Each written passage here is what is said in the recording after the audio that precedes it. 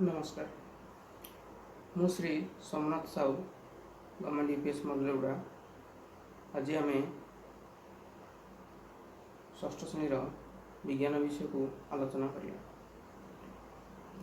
पिला माने आम जानिछे उद्भिद कहले कौन और प्राणी कहले कौन। किछि उद्भिदर उदाहरण यदि नबा ताले आम कहि परिबा आंब गछ, पणस गछ, कदली शिउली कदली गछ, शिउली गछ, नड़िया गछ, बाजुकुली गछ इत्यादि जिते सब अछंती गछ सेटा उद्भिद भाई आम जानिछे। आम देहरे आम शरीर जमी विभिन्न अंश विभिन्न कार्य करें जमी आम कहीपर आखि होची देखा, नाक घ्राण शुंघापी अच्छी, पाटी द्वारा आम खाऊे सेमती आज आम उद्भिदर विभिन्न अंशर गठन और कार्य उपरे जानिबा एक षष्ठ श्रेणी गोटे विज्ञान विषय वस्तु। उद्भिदर विभिन्न अंश कार्य विषय आज जानिबा आगु मुझे किसी उद्भिद आनी आम देखिपर। यहाँ देखु उद्भिद एवं यार विभिन्न चेर ठू आरंभ कर गछ पत्र कांड सबकि आप भल भाव देखिपर। अथवा यदि बड़ एक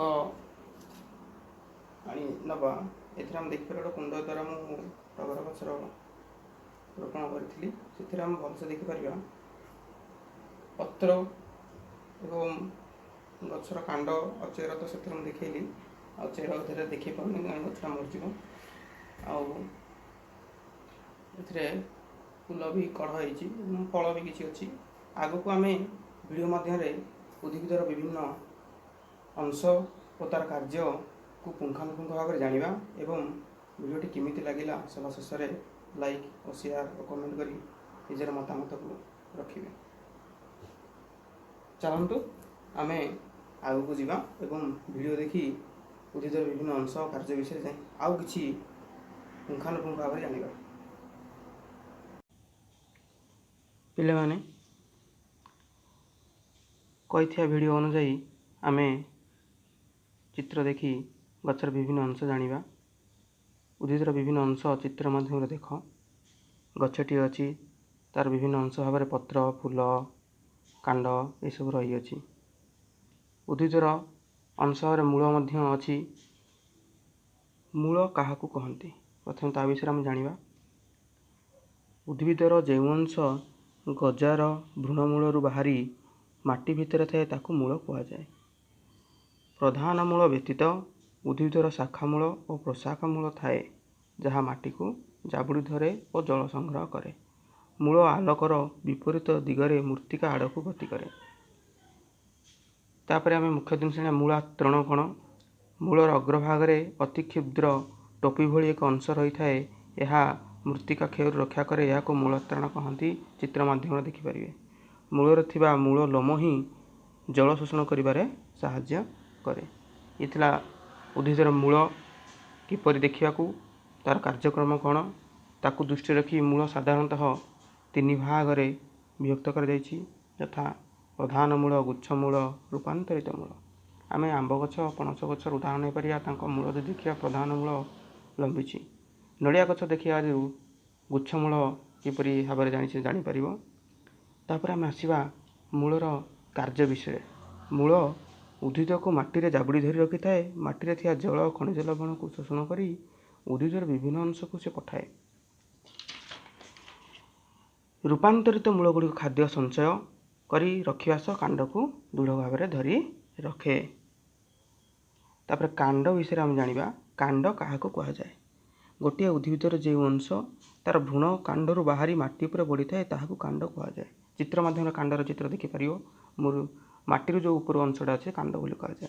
गठन दृष्टि कांड गुड़िक दुई प्रकार सबल कांड उदाहरण आंब पणस पिजुली नहीं पार।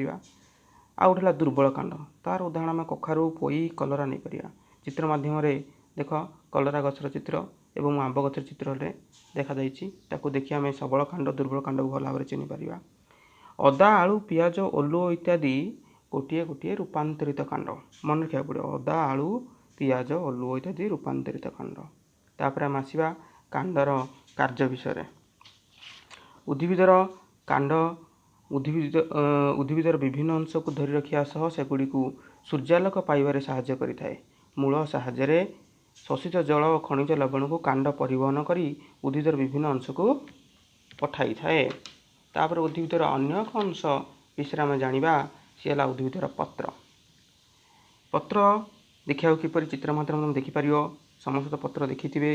ପତ୍ରରେ ଥିବା ଓସାରିଆ ଅଂଶକୁ ଫଳକ କୁହାଯାଏ। ବୃନ୍ତ ଦ୍ୱାରା ପତ୍ର ଉଦ୍ଭିଦ ସହ ଲାଗି ରହିଥାଏ। ଦେଖ ଚିତ୍ର ମାଧ୍ୟମରେ ବୃନ୍ତ କେଉଁଟା ଏବଂ ଫଳକ ଯେଉଁ ଓସାରିଆ ଅଂଶ ରହିଛି ତାକୁ ଫଳକ କୁହାଯାଏ। ବୃନ୍ତର ଉପସ୍ଥିତି ଅନୁଯାୟୀ ପତ୍ର ସାଧାରଣତଃ ଦୁଇ ପ୍ରକାରର। ଗୋଟେ ହେଲା ସବୃନ୍ତକ ଯଥା ଆମ୍ବ ପଣସ ଗଛ, ଅବୃନ୍ତକ ଯଥା ରଙ୍ଗୀନ ଗଛର ପତ୍ର। ତାପରେ ଆମେ ଆସିବା ପତ୍ରର କାର୍ଯ୍ୟ ଉପରେ। ପତ୍ରର କାର୍ଯ୍ୟ ତ ସମସ୍ତେ ଜାଣିଛେ, ଉଦ୍ଭିଦର ରୋଷେଇ ଘର ପତ୍ର ବୋଲି ଆମେ ଜାଣିଛେ। ତେଣୁକରି ପତ୍ର ଆଲୋକ ଶକ୍ତିକୁ ବ୍ୟବହାର କରି ଖାଦ୍ୟ ପ୍ରସ୍ତୁତ କରେ ଓ ଅମ୍ଳଜାନ ନିଷ୍କାସିତ କରେ। ପତ୍ର ଦ୍ୱାରା ଉଦ୍ଭିଦ ଶୋଷଣ କରେ। ପତ୍ରରେ ଥିବା ଛିଦ୍ର ଦ୍ୱାରା ଉଦ୍ଭିଦ ଶରୀରରୁ ଜଳୀୟ ବାଷ୍ପ ଆକାରରେ ବାହାରକୁ ଛାଡ଼ିଥାଏ। ଏହାକୁ ଉତ୍ସେଦନ କୁହାଯାଏ। ଉତ୍ସେଦନ କ'ଣ ଜାଣିବା ଜିନିଷ। ତାପରେ ଆମେ ଆସିବା ଅନ୍ୟ ଏକ ଅଂଶ ଉପରେ, ଯାହାକି ଉଦ୍ଭିଦର ଫୁଲ। କୃଷ୍ଣଚୂଡ଼ା ଫୁଲର ଉଦାହରଣ ଆମେ ନେଇପାରିବା ଭଲ ଭାବରେ ବୁଝିବା ପାଇଁ। କୃଷ୍ଣଚୂଡ଼ା ଫୁଲର ଗୋଟିଏ ବୃନ୍ତ ଅଛି। ବୃନ୍ତ ବ୍ୟତୀତ ଫୁଲର ଆଉ 4 ପ୍ରକାର ଅଂଶ ଥାଏ। ଯଥା ସେହି 4 ପ୍ରକାର ଅଂଶକୁ ଆମେ ଜାଣିବା, ସେଗୁଡ଼ିକ ହେଲା ବୃତି, ପାଖୁଡ଼ା, ପୁଂକେଶର ଓ ଗର୍ଭକେଶର। ଯେଉଁ ଫୁଲର ଆମେ ଏତେବେଳେ ଗୋଟେ ଜିନିଷ ଜାଣିବା ଅଛି, ଯେଉଁ ଫୁଲର ଗର୍ଭକେଶର ନଥାଏ ତାକୁ ଅଣ୍ଡିରା ଫୁଲ କୁହାଯାଏ। ଯେଉଁ ଫୁଲର ପୁଂକେଶର ନଥାଏ ତାହାକୁ ମାଇ ଫୁଲ କୁହାଯାଏ। ତାପରେ ଉଦ୍ଭିଦର ଫଳ ବିଷୟରେ ଆମେ ଜାଣିବା ଏବଂ ପତ୍ର ଫଳ ବିଷୟରେ ମୁଖ୍ୟ ଜିନିଷ ଅଛି ତା ବିଷୟରେ ଜାଣିବା। ପ୍ରଥମ ଜିନିଷ, ଫଳର ଚିତ୍ର ଆମେ ଦେଖିପାରିବା ଚିତ୍ର ମାଧ୍ୟମରେ। ତୁମ ମୋବାଇଲ ସ୍କ୍ରିନରେ ଦେଖାଯାଉଥିବ। ଫଳ ବିଷୟରେ ଜାଣିବା ଆଗରୁ ଫଳ କିପରି ସୃଷ୍ଟି ହୁଏ ତାହା ସମସ୍ତେ ଜାଣିବା ଦରକାର। ଗର୍ଭାଶୟଟି ପରାସଙ୍ଗମ ପରେ ଫଳ ହୁଏ। ବୀଜଟି ଫଳ ଭିତରେ ନିରାପଦରେ ଥାଏ। ଯେଉଁ ଛୋଟିଆ ମଞ୍ଜିଟେ ଥାଏ ବୀଜ ଭଳିଆ, ସେଟା ନିରାପଦରେ ଥାଏ ଫଳ ଭିତରେ।